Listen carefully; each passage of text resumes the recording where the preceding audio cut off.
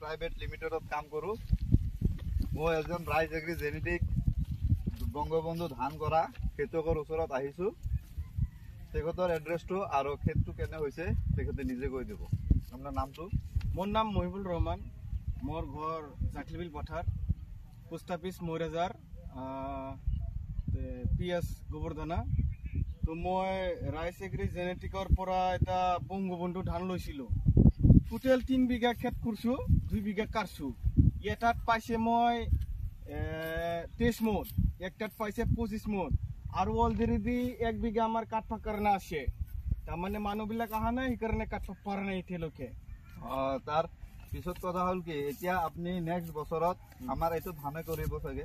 মইতো এইটো ধানটো বঢ়িয়া হৈছে, নেক্সট বছৰ ময়ো কৰিম, আৰু মোৰ লগত যিবিলাক আৰু বন্ধু আছে সিহঁতকো মই ইটো বিধানি দিম।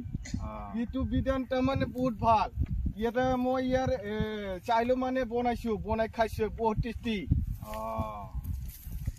সেইকাৰণে মই ৰাইজক ক'ব খোজো যে আপোনালোকে ৰাইজ এগ্ৰি জেনেটিকৰ পৰা বংগবন্ধু ধানটো ল'ব। লোৱাৰ পিছত আপোনালোকে এইটো বুনি চাওক, বঢ়িয়া হ'ব। ঠিক আছে। মই ধানটো কাটাৰ পিছত ইয়াতে আনছোঁ। এতিয়া আমাৰ দাদাবিলাকে ধানটো ভাঙাই আছে, ভাঙাৰ পিছত আমি হেৰি কৰিম। আপোনালোকে চাওক ধানটো কেনেকুৱা হৈছে, আৰু বস্তুবিলাক ভালে হৈছে, বেয়া হোৱা নাই।